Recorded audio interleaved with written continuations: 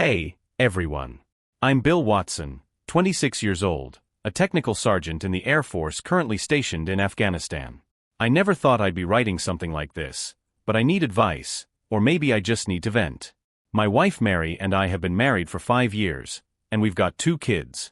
I thought we had a strong relationship. Marriage is tough, but we worked through things together.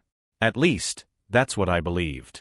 Last week, during a video call with Mary, something felt off.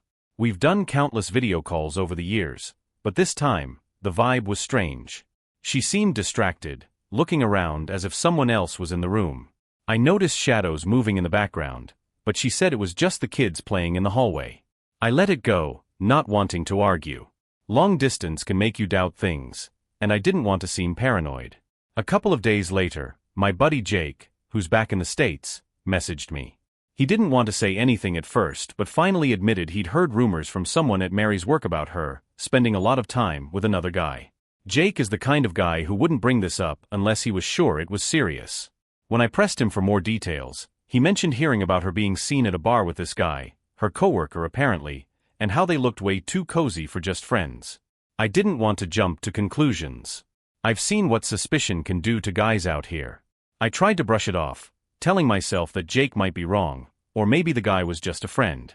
But something about the way Mary's been acting lately doesn't sit right with me.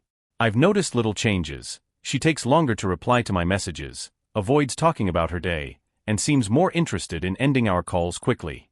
The hardest part is being 7,000 miles away, with no way to confront her or check for myself. I want to trust her, I need to trust her, but this gnawing feeling won't go away. I can't afford to let this mess with my focus here. Lives depend on me being sharp, but my head's spinning. I haven't confronted Mary yet. Part of me is afraid of what she might say. What if it's true? What if my worst fears are happening while I'm stuck here, powerless? I'm trying to figure out my next move. Should I confront her now? Wait until I'm home? Hire someone to check things out? I'm scared of the answers, but I know I can't keep ignoring this. After posting last time, I tried to push the thoughts out of my head. I told myself, Mary wouldn't do that. Not to me, not to our family. But those words felt hollow, like I was trying to convince myself of something I didn't really believe. It's hard to describe, but once doubt creeps in, it's like a crack in a dam. Everything starts to flood through. A few days after Jake's message, Mary and I had another video call. I told myself I wouldn't bring up anything. I'd just watch and listen, see if she'd slip up or do something to ease my worries. The call started off normal enough. She smiled, asked how I was doing, and showed me the kids playing in the living room. But there was this tension I couldn't shake, like we were both dancing around something unspoken. She seemed nervous.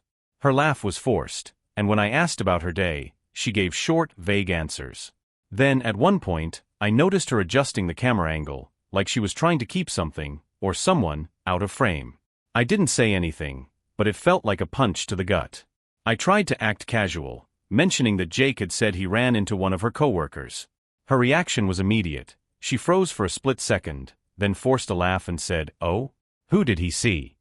I could tell she was fishing for information, trying to figure out what I knew. That's when I felt it for the first time, the anger. I didn't press her though. I didn't want to explode without knowing for sure, so I changed the subject and forced myself to finish the call. When we hung up, I stared at the screen for a long time. My heart was racing, my head pounding.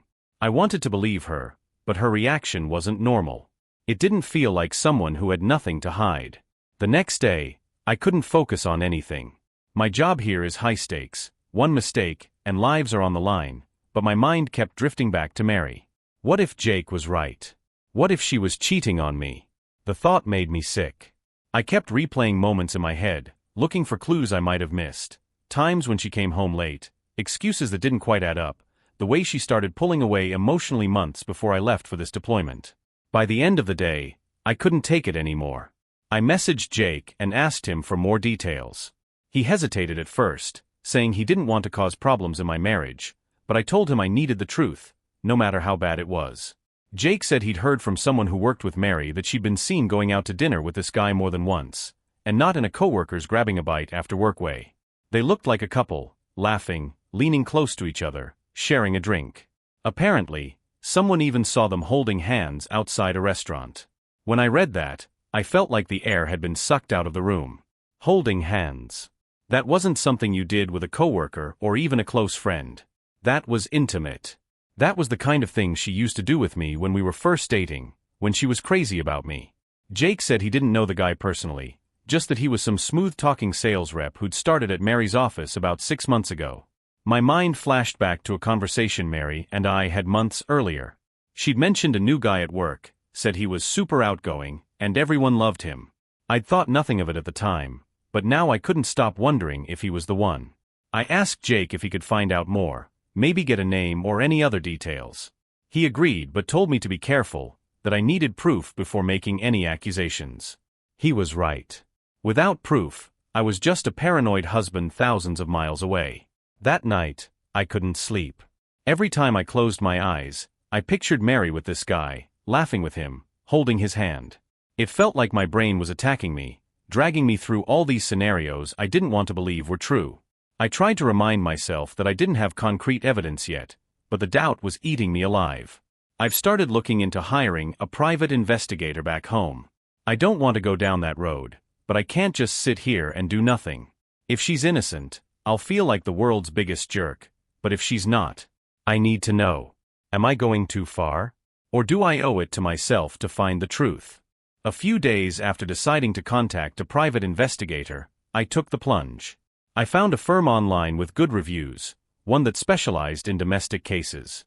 I emailed them, explaining my situation and asking if they could help. They responded quickly, assuring me they could handle it discreetly and keep me updated. I felt a mix of relief and guilt.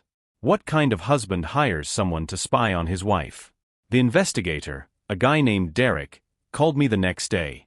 He had a calm, no-nonsense tone that made me feel like I wasn't completely losing my mind. I told him everything, the rumors, the shadows during the video calls, Jake's warning. He asked for details about Mary, her work schedule, the names of her coworkers, and places she frequented. I gave him what I could and asked him to be thorough. I needed to know the truth, no matter how much it hurt. While Derek got to work, I tried to keep it together. My routine here in Afghanistan became a lifeline. Wake up, train, work, eat, sleep, repeat. The busier I stayed, the less time I had to think about what Derek might find. But every time my phone buzzed with a notification, my heart jumped. I kept expecting bad news. Then yesterday, I got a message from Mary that shook me. She sent me a photo of the kids at a park. They were playing on the swings, smiling, carefree. It was the kind of picture she sent often, but this time, something caught my eye. In the background, there was a man. He wasn't close enough to be obvious, but he was sitting on a bench, watching. It might have been nothing, a random guy enjoying the park, but something about him made me uneasy. I asked Mary who it was, keeping my tone casual. She laughed it off and said, "Oh, that's just Eric. He works with me. He's been helping out a lot with the kids lately since you're not here." Her words hit me like a truck. Helping with the kids? Why would she need a coworker to help with our kids? I didn't say anything, just nodded and changed the subject, but my stomach was in knots. After the call, I sat in my bunk, staring at the photo.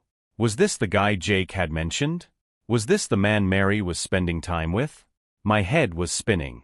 I wanted to call her back and demand answers, but I knew I had to stay calm. Derek would find out soon enough. Later that night, I got an email from Derek with his first update. He hadn't found anything definitive yet, but he confirmed that Mary had been spending time with a man who matched the description Jake gave me. Derek had photos of them leaving work together and heading to a nearby coffee shop. He said they seemed close but not overtly romantic. He'd keep digging. That email left me torn. On one hand, there was no proof of an affair, just two people spending time together. But on the other hand, why hadn't Mary mentioned him before? Why was she suddenly so comfortable having him around our kids? I felt like the ground beneath me was crumbling, but I still didn't have the full picture. This morning, I called Jake. I needed someone to talk to, someone who understood how hard this was. He listened as I vented, and for the first time, I admitted out loud that I was scared that my marriage might already be over, that Mary had moved on while I was stuck halfway across the world. Jake tried to reassure me, saying, "Bill, don't jump to conclusions. Maybe it's nothing. But even if it's something, You'll get through this. You're stronger than you think. I appreciated his words, but they felt hollow. I didn't feel strong. I felt like a man who was losing everything he'd worked so hard to build. The waiting is the worst part. I'm supposed to hear back from Derek in a few days with more updates, but every hour feels like a year. Part of me doesn't want to know what he'll find, but I know I can't live like this, constantly questioning, doubting, wondering. I'm just hoping I'm wrong. Please God, let me be wrong. The next few days were agony.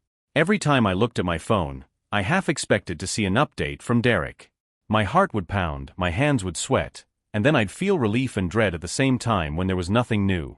I poured myself into work, volunteering for extra shifts just to keep busy.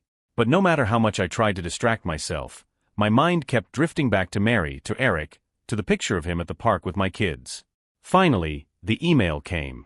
It was late at night, and most of the guys in my unit were asleep. I sat on my bunk, staring at the notification on my phone for what felt like forever before I opened it. Derek had sent a detailed report, along with several photos. I read through it slowly, each word hitting me like a hammer. Derek confirmed that Mary and Eric had been spending a lot of time together outside of work.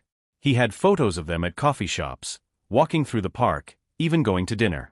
At first glance, it could have all been innocent, two coworkers hanging out. But then I reached the part that destroyed me. 2 nights ago, Derek followed them to a restaurant downtown. After dinner, they didn't go their separate ways. Instead, they drove to a hotel. Derek had pictures of them checking in and heading to a room together. They didn't leave until early the next morning. I couldn't breathe. My chest felt tight, like someone had punched me and knocked all the air out of my lungs. I kept scrolling through the photos, Mary and Eric laughing over coffee, walking side by side in the park, disappearing into that hotel. I stared at her face, searching for something, anything, that would tell me this wasn't what it looked like. But the pictures didn't lie. I didn't sleep that night. I just sat there, staring at the photos, replaying every moment of the last few months in my head. The late replies, the rushed video calls, the nervous energy she'd been giving off. It all made sense now. She was cheating on me. My wife, the woman I'd built a life with, the mother of my children, was betraying me with some guy from her office. The anger came first. I wanted to smash something, to yell, to break down the walls of the tiny room I was in. But there was nowhere for that anger to go. Then came the sadness, the crushing weight of knowing my marriage might be over. I felt like a fool, like an idiot for not seeing it sooner, for trusting her, for believing she could be the person I thought she was. The worst part was thinking about my kids. They didn't deserve this. They didn't deserve a broken family, a dad who wasn't there, a mom who was sneaking around with another man. I kept picturing their faces, their smiles, the way they'd light up when I came home from deployments. How was I supposed to face them now? The next morning, I called Derek. He picked up after the first ring. "I saw your email," I said, my voice shaking. "Thanks for your work." "Bill, I'm really sorry," he said. "I hate delivering news like this." I took a deep breath. Do you think this has been going on for a while?" Derek hesitated, and then said, "Based on what I've seen, I guess it's been at least a few months. Maybe longer." His words felt like a knife in my gut. A few months. That meant she'd started seeing Eric not long after I left for this deployment. It felt deliberate, like she'd waited for me to be out of the picture before moving on. "What do I do now?" I asked, my voice barely above a whisper. "You need to decide what you want," Derek said. "Do you want to confront her? Do you want to try to work things out? Or do you want to start preparing for a separation? Whatever you choose, I'd recommend getting a lawyer involved as soon as possible. I haven't confronted Mary yet. I haven't called a lawyer. I haven't done anything except replay this over and over in my head, trying to figure out where it all went wrong. Was it me? Did I push her away somehow? Or is this just who she is? I don't know what my next move is. All I know is that I feel like I'm standing at the edge of a cliff, and the ground is crumbling beneath my feet. Finally worked up the courage to call Mary. It wasn't a decision I made lightly. I'd spent hours pacing back and forth, rehearsing what I'd say, running through every possible outcome. But no amount of preparation could have made the conversation any easier. When she picked up, her voice was light and cheerful, the way it always was at the start of our calls. "Hey babe. How's everything over there?" For a second, I froze. I wanted to pretend everything was fine, to avoid this conversation for just a little longer. But I couldn't. The truth was eating me alive. I need to ask you something, I said, my tone flat. And I need you to be honest with me. She hesitated. What's wrong? You sound serious. I took a deep breath. Who's Eric? There was a long silence on the other end. I could hear her breathing, but she didn't say anything at first. When she finally spoke, her voice was shaky. He's just a friend. A co-worker. Why are you asking about him? Because I know, I said, my voice cracking. I know you've been seeing him. I know you've been spending time with him. And I know about the hotel. The silence that followed felt like an eternity. When she finally spoke, it wasn't the denial I was expecting. Who told you that? She demanded, her tone defensive. That's not the point, Mary, I shot back. The point is that I know. I trusted you, and you've been lying to me. To our kids. To our family. Her tone shifted, becoming cold and distant. I'm not going to do this over the phone, Bill. You're thousands of miles away, and you're just going to jump to conclusions without hearing my side. Your side. I snapped. What side is there, Mary? You were seen checking into a hotel with him. What could you possibly say to justify that? She sighed, and for the first time, I heard a hint of regret in her voice. It's not what you think. I swear. Eric and I. It's complicated. Complicated. I repeated, my anger boiling over. It's not complicated, Mary. You made vows to me. You promised to be faithful. What happened to that? She didn't respond. I could hear her breathing, shaky and uneven, but she didn't say a word. Finally, she muttered, I'm sorry, and hung up. I stared at the screen in disbelief. I wanted to scream, to throw my phone against the wall, but I couldn't even move. Her apology felt hollow, meaningless. She didn't deny it. She didn't even try to explain herself. That night, I barely slept. My mind was a storm of emotions: anger, sadness, betrayal, confusion. I kept replaying the call in my head, analyzing every word, every pause. I felt like a fool for ever trusting her, for believing she was the person I thought she was. The next morning, I called Jake and told him what happened. He listened quietly, letting me vent. When I was done, he said something that stuck with me. You've got two choices, Bill. You can keep trying to get answers from her, or you can start thinking about what's best for you and the kids. Either way, you need to protect yourself. He was right. As much as I wanted to keep fighting for my marriage, I couldn't ignore the fact that Mary had already made her choice. She'd chosen Eric over me, over our family. And now, I had to choose what came next. I've contacted a lawyer. It feels surreal, like I'm walking through a nightmare I can't wake up from. But I know I have to be strong, for myself, for my kids. This isn't the life I wanted, but it's the one I have now. I still haven't told Mary about the lawyer. I want to see how she acts, if she tries to explain herself or make amends. But deep down, I think I already know the answer. The hardest part is knowing that no matter what happens next, things will never go back to the way they were. My marriage is over. My family will never be the same. And I'm not sure I'll ever be the same. Either. The day after my first confrontation with Mary, I spent hours going over my lawyer's advice. He told me to gather as much evidence as possible before making any decisions about custody or dividing assets. It felt cold and clinical, but I knew I had to think rationally. My emotions were a wreck, but I couldn't afford to let them control me. Not with so much at stake. That evening, Mary called. I almost didn't answer, but curiosity got the better of me. I needed to know what she had to say. Hey, she started, her voice softer than usual. I've been thinking about our last conversation. Can we talk? Talk about what, Mary? I asked flatly. You've been lying to me for months. What's left to say? She hesitated, then said, I didn't mean for any of this to happen, Bill. Eric and I. It wasn't supposed to be anything serious. It just got out of hand. Got out of hand? I repeated, my voice rising. You cheated on me, Mary. You brought another man into our lives, into our kids' lives. How does that just get out of hand? I was lonely, she blurted out, her voice cracking. You've been gone for so long, and I felt like I was doing everything on my own. Eric was there when I needed someone. He listened. He made me feel appreciated. Her words hit me like a punch to the gut. I wanted to scream at her, to tell her how unfair that was, how much I'd sacrificed for our family, but I forced myself to stay calm. "You think I don't feel lonely too?" I said quietly. "Do you know how many nights I've stayed awake out here, thinking about you, about the kids, about the life we're supposed to have together?" I didn't turn to someone else, Mary. I stayed faithful because I believed in us. She didn't respond. For a moment, I thought she might apologize, but instead she said, "I'm sorry you feel that way." Her words felt rehearsed, empty. After we hung up, I sat in silence for a long time. Her excuse, loneliness, wasn't good enough. It didn't justify what she'd done, and it certainly didn't erase the betrayal. But her response also made me realize something. She wasn't going to fight for this marriage.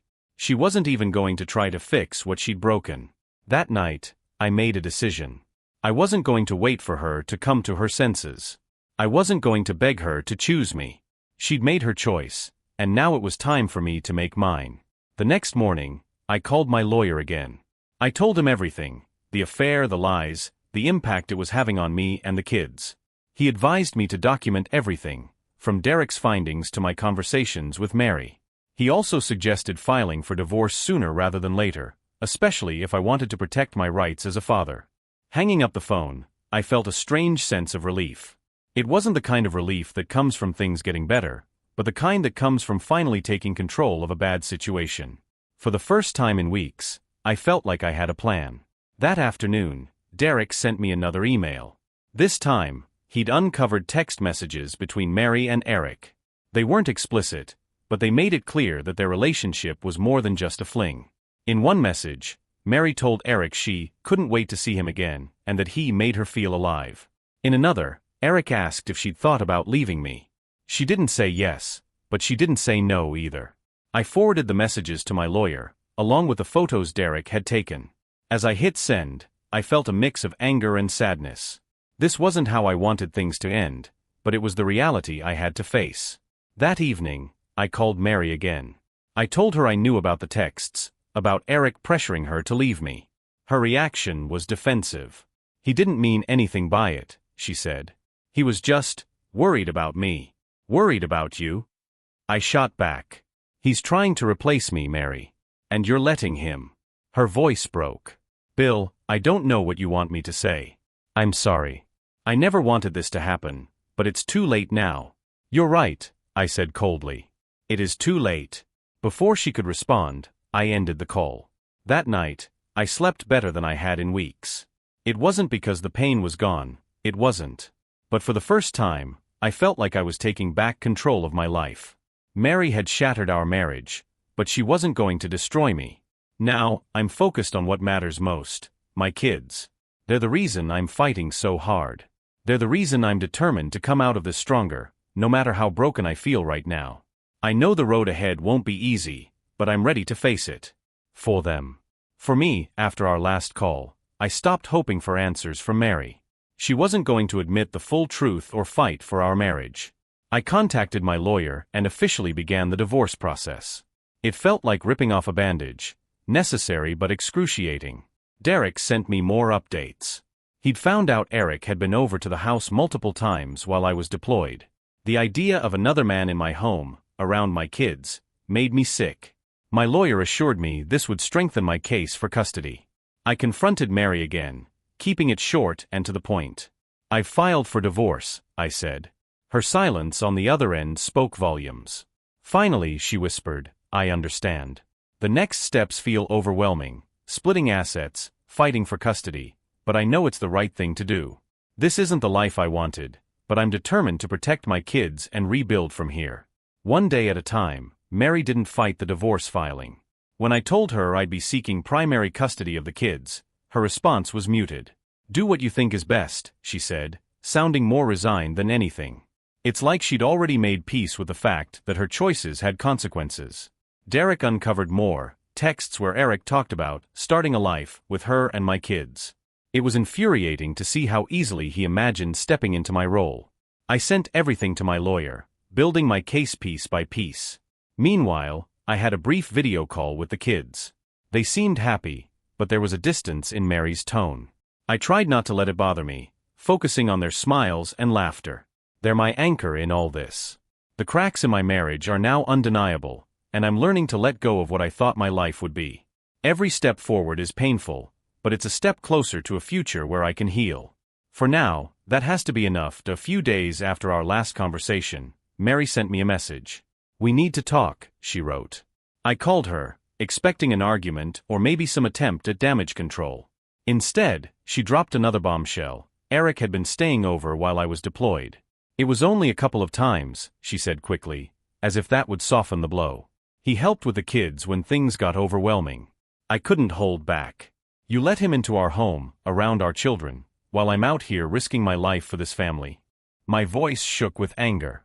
Her defense was weak. She was lonely, stressed, and didn't think it would hurt anyone. It felt like every word was another betrayal. I ended the call before I said something I'd regret. I forwarded the details to my lawyer. This wasn't just about infidelity anymore. It was about the stability of my kids. If she could justify this behavior now, what else might she allow in the future? I need to make sure they're safe, even if it means pushing harder in court. The cracks in our marriage weren't just cracks anymore, they were craters. And each revelation made me more determined to rebuild my life without her. The next few days, I focused entirely on the kids. I arranged for a friend back home to check in on them and keep me updated.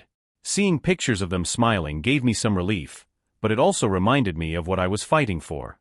They're my everything, and I won't let Mary's choices disrupt their lives any more than they already have. Mary called again, this time trying to defend herself. "Bill, you don't understand how hard it is to do this alone," she said. Her words felt hollow, excuses piled on top of excuses. I didn't let her guilt me. "You had options, Mary," I told her calmly. "And you chose the worst one." I've been working closely with my lawyer, preparing for what's next. Every text, every photo, every detail Derek uncovered is being added to the case. It feels strange, reducing my marriage to a list of evidence, but I know it's necessary. For now, I'm holding on to one thing. My kids deserve a stable, loving parent. That's the future I'm fighting for, even if it means going through hell to get there. My lawyer sent over the initial custody filing for me to review. Seeing everything in black and white, the division of time, financial support, and the justification for my case, made it all feel real. This wasn't just an emotional battle anymore, it was a legal one. I felt a pang of guilt thinking about the kids. They didn't ask for this, but they're caught in the middle. I made it clear to my lawyer that my priority was keeping things as normal as possible for them. I didn't want them dragged through the mud because of Mary's actions. Mary sent a message later that day, asking if we could keep things civil. I couldn't believe the nerve. "I'll do what's best for the kids," I replied simply. No more back and forth. No more explanations. As the court date looms, I'm channeling all my energy into staying strong, for my kids, for my own sanity. I didn't choose this fight, but I'm ready for it. The closer we get to the court date, the more I feel the weight of it all. My lawyer says we have a strong case, but that doesn't make it any easier. Every detail feels like it could tip the scales. Proof of Mary's affair, the texts, her letting Eric around the kids. It's all there, but will it be enough? Mary reached out again, this time with a softer tone. "Bill, can't we just settle this? For the kids?" she asked. I could hear the desperation in her voice, but I wasn't swayed. "The kids deserve stability," I said. "That's all I care about now." I've been spending my downtime preparing for what I might say in court. Replaying the moments that led to this, wondering if there's anything I missed, anything that could help. It's exhausting, but necessary. This is my chance to make sure the kids have the life they deserve. The hardest part is knowing that after this, there's no going back. Our family will be forever changed, and while it's painful, I know it's the only way forward. For them, I'll keep pushing. With the court date now just days away, everything feels heightened. My emotions, my anxiety, my determination. I've gone over every piece of evidence with my lawyer more times than I can count. The photos, the texts, Derek's reports. I've memorized timelines and details, knowing they'll be scrutinized in court. It feels like preparing for a battle I never wanted to fight. Mary hasn't reached out again since her last attempt to settle things. Maybe she realized I wasn't budging, or maybe she's holding her cards close. Either way, it's a strange silence, and part of me can't help but wonder what she's planning. Meanwhile, I've been trying to stay connected with the kids as much as I can. Every call with them is bittersweet. They're still too young to understand what's really happening, but I can tell they sense the tension. My oldest, Ellie, asked, "Daddy, why are you so far away?" I told her the truth. "Because I'm working hard to come back to you and your brother." Her response was simple but gut-wrenching. "I miss you." Hearing that only strengthens my resolve. I'm not fighting this battle for me, I'm fighting it for them. They deserve a stable home, free from the chaos and lies that Mary's choices have brought into our lives. Every time I feel doubt creeping in, I remind myself of that. A couple of nights ago, Jake called to check in on me. "You holding up, man?" he asked. I told him I was trying, but it wasn't easy. He's been my rock through this whole thing, always ready to listen without judgment. This time, though, he surprised me. "Look, I didn't want to say this before, but I heard something else about Eric," Jake said cautiously. My stomach dropped. "What is it?" I asked. Apparently, Eric has a history. Jake's friend, the same one who first tipped him off about Mary, mentioned that Eric had been in a similar situation before. He'd gotten involved with another married coworker, and when things fell apart, it caused a huge mess. That marriage ended in divorce too. Hearing that felt like another blow, but also a strange validation. This wasn't just about Mary, it was about the kind of person Eric is. A man who preys on vulnerable women, who doesn't care about the destruction he leaves in his wake. It made me even angrier, but it also solidified my determination to keep him away from my kids. As I sit here writing this, I feel the weight of everything pressing down on me. The legal fight ahead, the emotional toll of facing Mary in court, the uncertainty of what comes next. But I also feel a strange sense of clarity. I can't control Mary's choices, or Eric's. All I can control is how I respond, how I protect my kids, and how I move forward. I've been thinking a lot about what to say in court. The lawyer says to stick to the facts, but I know the judge will want to see who I am as a father. That's the part that matters most to me, showing them that I'm committed to giving my kids the best life possible. No matter what happens in that courtroom, I know this. I'm not the same man I was a few months ago. I've been broken, yes, but I've also found strength I didn't know I had. And while I wouldn't wish this pain on anyone, I'm learning to focus on what truly matters: my kids, my integrity, and the future I want to build for us. The court date is just around the corner. All I can do now is stay strong, keep my head up, and fight for what's right. For them, I'll face whatever comes next. The day of the hearing arrived sooner than I expected, but not fast enough to stop the constant replaying of scenarios in my mind. I'd spent every spare moment preparing for this. My lawyer had drilled me on what to say, how to remain calm, and how to present myself as the stable, devoted father I knew I was. But even with all that preparation, walking into the courthouse felt like stepping into a battlefield. The courtroom was smaller than I'd imagined, but the tension inside made it feel suffocating. Mary was already there, sitting on one side of the room with her lawyer.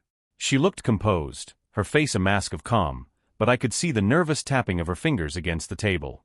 For a brief moment, I wondered if she felt regret. Did she even understand how much damage she'd caused? I took my place across the room, my lawyer whispering final bits of advice. "Stick to the facts, Bill. Don't let emotions get the better of you." It was easier said than done. Seeing Mary on the other side, knowing she'd brought this mess into our lives, made my stomach churn. The judge entered, and the hearing began. My lawyer started by presenting the evidence we'd collected: Derek's reports, the photos of Mary and Eric at the hotel, the texts where Eric asked if she'd leave me, and her non-committal responses. It was all laid out clearly and methodically, painting a picture of a woman who had not only been unfaithful but had jeopardized the stability of our children's lives. Mary's lawyer pushed back, of course. They tried to downplay the affair, claiming it had no bearing on her ability to parent. "My client made mistakes," her lawyer admitted, "but those mistakes don't define her as a mother. She has always prioritized the well-being of her children." Hearing that almost made me laugh. How could bringing Eric around our kids, letting him stay at our home while I was deployed, be considered prioritizing their well-being? But I kept my composure, reminding myself that the truth would speak for itself. When it was Mary's turn to speak, I braced myself. She started by apologizing, not to me, but to the court. "I know my actions have hurt my family," she said, her voice trembling just enough to seem sincere. "I never intended for things to spiral the way they did. I love my children more than anything, and I've always done my best to provide for them while Bill has been away." It stung to hear her paint herself as the victim of her own choices. But what really hit me was when she brought up the kids.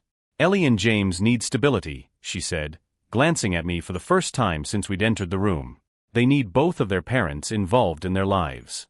I'm asking the court to allow us to co-parent peacefully, for their sake. Her words felt like a punch to the gut. She was trying to frame herself as the reasonable one, the one willing to work together for the kids, while I was supposedly the one pushing for division. But I knew the truth. I wasn't here to shut her out of their lives. I was here to protect them from the chaos she'd brought into ours. When it was my turn to speak, I felt the weight of the moment pressing down on me.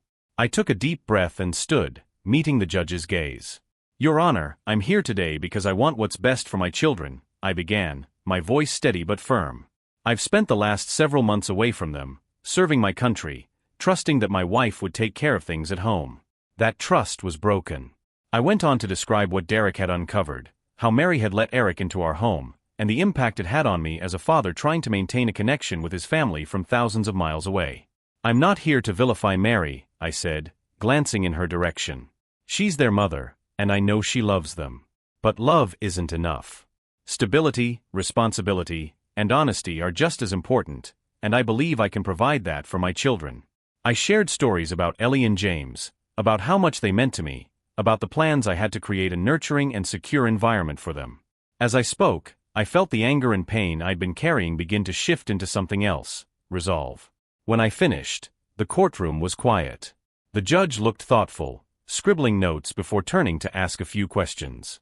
Most of them were procedural, about my deployment schedule, my plans for childcare, how I intended to balance work and parenting. I answered honestly, emphasizing that my children were my top priority. After what felt like an eternity, the hearing ended. The judge didn't make an immediate ruling, which was frustrating but expected. We were told to expect a decision within a few days. As we left the courtroom, Mary and I locked eyes for a brief moment. She opened her mouth as if to say something, but then stopped and walked away with her lawyer. I didn't follow. There was nothing left to say. That night, back at my base, I couldn't stop replaying the hearing in my head. Did I say enough? Was I convincing? Would the judge see what I saw, that my children deserved better than the environment Mary had created? The waiting is unbearable, but I know I've done everything I can. Now, it's in the judge's hands. All I can do is hope that the truth carries the weight it should, and that my kids get the stability and love they deserve. 3 days later, I got the call. It was late in the evening, and I was sitting alone in my quarters, trying to distract myself with a book I hadn't been able to focus on for weeks. When my phone buzzed, my heart leapt into my throat. It was my lawyer. Bill, he said, his voice calm but serious, I've got the judge's decision. I sat up straight, gripping the phone so tightly my knuckles turned white. What is it? He took a deep breath. The judge has awarded you primary custody. Relief flooded me, but before I could fully process it, he added, however, there's something you need to know. What? I asked, my stomach sinking. Mary confessed to something during a follow-up meeting with her lawyer, he said. Something about the kids. What about the kids? I demanded, panic rising. There was a long pause, and then he said it, Bill, your son James isn't biologically yours. The room spun. I felt like the floor had been ripped out from under me. What are you talking about? I whispered, barely able to form the words. She admitted that James is Eric's child, he continued. Apparently, the affair started earlier than we thought, around the time you deployed last year. She's known for months but didn't say anything because, well, I think you can guess why. My heart shattered. James, my little boy, the kid who ran to me every time I came home, who clung to me like I was his whole world, wasn't mine. I don't understand, I said, my voice cracking. What happens now? Well, legally, you're still his father, my lawyer said. You've been on his birth certificate since the beginning, and unless you choose to challenge that, nothing changes. The court isn't taking him away from you. I sat there silent, as the weight of it all sank in. James wasn't my blood, but he was still my son. He'd always be my son. No DNA test could change the nights I'd rocked him to sleep, the mornings he'd climbed into bed with me, or the love I felt for him. The next morning, I called Mary. She answered hesitantly, her voice quiet. Bill, why didn't you tell me? I asked, no anger in my tone, just raw pain. I didn't know how, she admitted. I was afraid. I didn't want to lose everything. You've already lost me, I said. But James, he's my son. I don't care what the biology says. I'm going to fight for him just as hard as I fight for Ellie. Mary started crying, but I didn't let it affect me. This doesn't change what you've done, I continued. You've lied, betrayed me, and hurt our family. But those kids need stability, and I'm going to make sure they have it. Even if I have to pick up the pieces myself. The court officially awarded me primary custody, with Mary granted limited visitation. Eric tried to make a legal claim to James, but the court dismissed it. My lawyer made it clear that I was James's legal father, and there was no changing that. The first night with the kids back home was bittersweet. Ellie was her usual bubbly self, excited to be with me, but James clung to my leg, looking confused and scared. He didn't understand why his mom wasn't there, why everything felt different. As I tucked him in that night, he looked up at me with big tear-filled eyes. "Daddy, are you mad at me?" he asked softly. My heart broke all over again. I knelt by his bed, took his little hand in mine, and said, "No, buddy. Never. I love you more than anything. That will never change." He nodded, but his little lip quivered. I held him until he fell asleep, and then I sat there, watching him breathe, realizing that no matter how much pain I'd been through, this moment made it all worth it. Life hasn't been easy since then, but we're finding our rhythm. Ellie and James are adjusting, and I'm doing everything I can to give them the stability they deserve. Mary still has her visitation rights, but she's kept her distance more than I expected. Maybe she's dealing with her own guilt, or maybe she's just moving on. As for Eric, I hear through the grapevine that things didn't last between him and Mary. He moved on to someone else, just like Jake predicted. It's hard not to feel bitter, but I remind myself that his actions don't define my family. James may not be my blood, but he's my son in every way that matters. And Ellie, well, she's my little rock, always reminding me to smile even when things feel overwhelming.